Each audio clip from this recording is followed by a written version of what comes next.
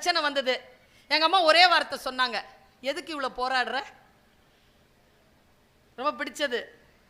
வீட்டுக்கு போகும்போது இதை மனசுல எடுத்துட்டு போங்க. எதுக்கு இவ்வளவு போராடுற?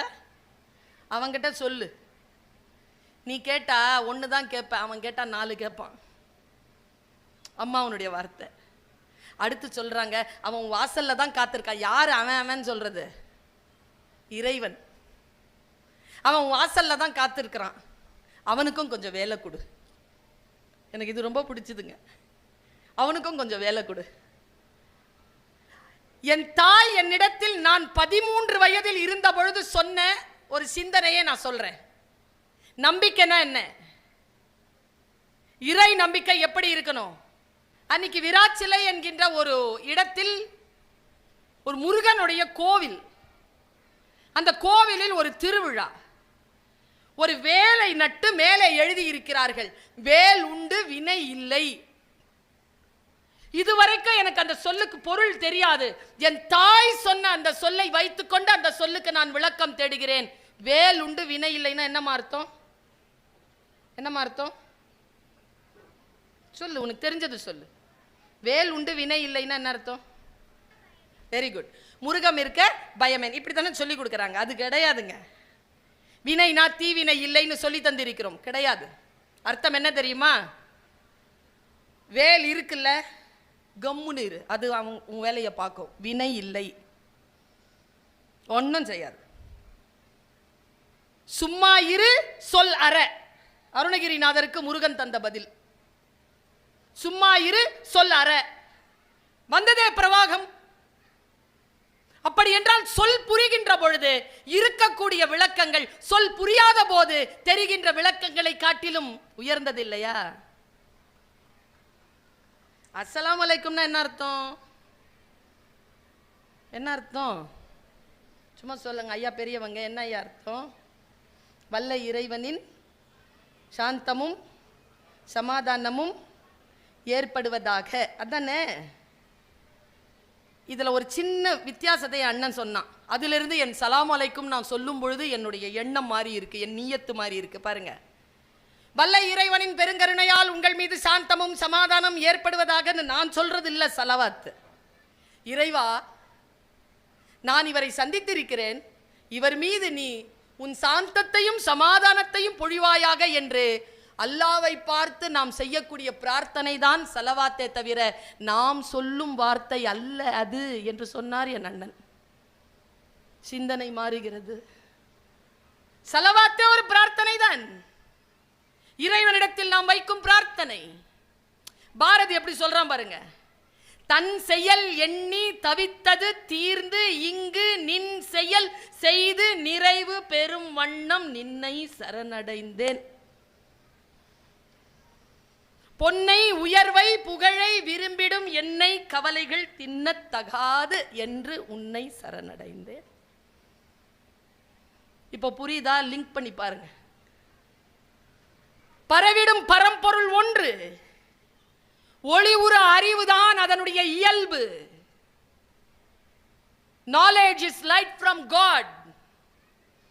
இறைவனிடம் இருந்து வருகின்ற ஒளி அறிவு என்றுதான் எல்லா மதங்களும் சொல்கின்றன. அடிப்படையில் நமக்கு புரியணுமே. புரிந்தால் புரிந்த சொற்கள் போதி மரமாகின்றன, இல்லை என்றால் அவை வெறும் அரச மரம் தான். என்னுடைய காலேஜ்ல 4 மணி நேரம் எங்களுக்கு FDP ப்ரோக்ராம் நடத்தினாங்க, ஃபேக்கல்டி டெவலப்மெண்ட் ப்ரோக்ராம். 4 மணி நேரமும் ஒருத்தரே பேசினார். எவ்வளவு வலிக்கும் தெரியுமா? பேசுறவருக்கு தொண்டை இல்லை, கேட்கிறவங்களுக்கு வலிக்கும். ஆனா என்ன பிரச்சனை தெரியுமா தம்பி? எங்க வலிக்கும்னு தெரியாது, பின்னி எடுக்கும் உடம்பு. 1 மணிக்கு ஆரம்பிச்சாருங்க, 2, 3, 4, 5ங்க 5 ஆக போது பேச்சு நிறுத்தல போய்கிட்டே இருக்கு. கடைசியா 5 நிமிஷம் மனுஷன் ஒரு விஷயத்தை அப்படி வாரி போட்டாங்க. டே அப்பா, நான் சொல்லட்டுமா?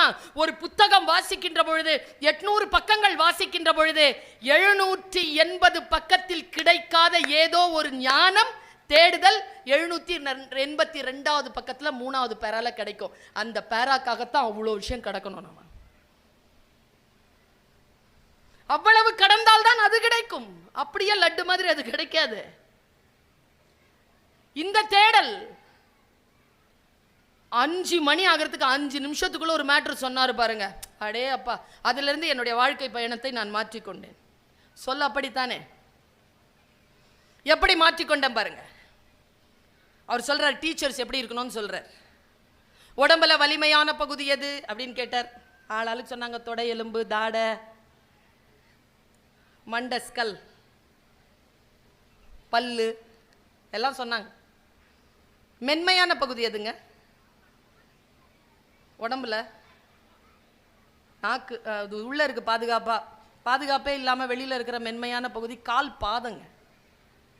செருப்பு இல்லாமலாம் நடந்துகிட்டு இருக்க முடியாது. கால், பாதம்.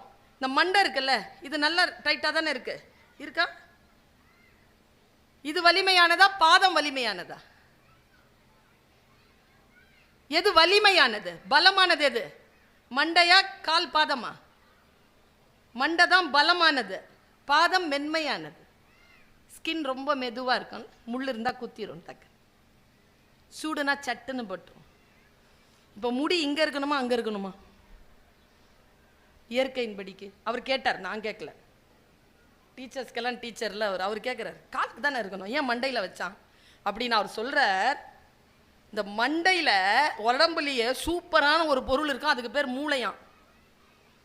இந்த உடம்புல இருக்கக்கூடிய எல்லா பகுதிகளுக்கும் இல்லாத ஒரு ப்ரொடெக்ஷனை மண்டைக்குள்ள அந்த அந்த மூளையை வச்சு, அதுக்கு மேலே வந்து ஒரு லேயர் போட்டு, அதுக்கு மேலே ஒரு கூலண்ட் போட்டு, அதுக்கு மேலே அந்த ஸ்கல்லுக்கு மேலே முடி, இதெல்லாம் இயற்கை பாதுகாத்து வச்சிருக்கு அந்த அந்த மூளைக்கு.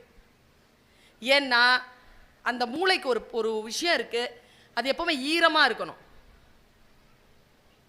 அது ரொம்ப ஸ்டிக்கியாக இருக்கும், ஈரமாகவே இருக்கணும். அது அந்த ஈரமான இந்த இடத்துல ஈரம் இருக்கிறதுக்காக மேலே ஒரு கூலண்ட் போட்டிருப்பாங்களாம்.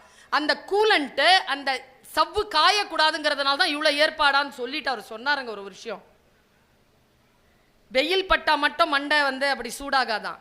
சில பேர் ஏதாவது ஒரு வார்த்தை சொன்னாலே சுருன்னு சூடாயிடுமா. அதனால தான் சொல்லுவாங்களாம், மண்டை காயுது போயிரு, அப்படி சொல்லுவாங்களா? இந்த மண்டை காயாமல் இருக்கிறதுக்கு தான் இந்த எலும்பு, இந்த மண்டை ஓடு, இந்த முடியெல்லாம். மூளையை மட்டும் சூடாக்கிக்காதீங்க கிளாஸ் எடுக்கும் போதும் பேப்பர் திருத்தும் போதும்னு சொன்னார். மற்ற விஷயம் 4 மணி நேரம் நான் மன்னிச்சிட்டேங்க அவரை. இந்த மண்டை சூடாகக்கூடாதுன்னு சொன்னான் பாருங்க. இந்த சொரப்புன்னு ஒன்று இருக்குங்க, உள்ள சொரப்பி ஒன்று இருக்கு, அந்த சொரப்பியை சரியா வச்சுக்கணும்னு பேசுறார். எனக்கு உடனே நான் அலர்ட் ஆகிறேன். என்னதான் இருந்தாலும் வகுப்புக்கு போகும்பொழுதும், பேப்பரை திருத்துகின்ற பொழுதும், கடமையாற்றுகின்ற பொழுதும் எந்த ஒரு டென்ஷனையும் எடுத்துக்கிறது இல்லை. அதுக்கு முன்னால எவ்வளவு நாளும் டென்ஷனா இருப்பேன். வந்துட்டோம், கிளாஸ்க்கு வந்துட்டோம், வேலை செய்ய ஆரம்பிச்சிட்டோம்னா நோ டென்ஷன். இது எனக்கு கிடைத்த மாபெரும் அறிவு.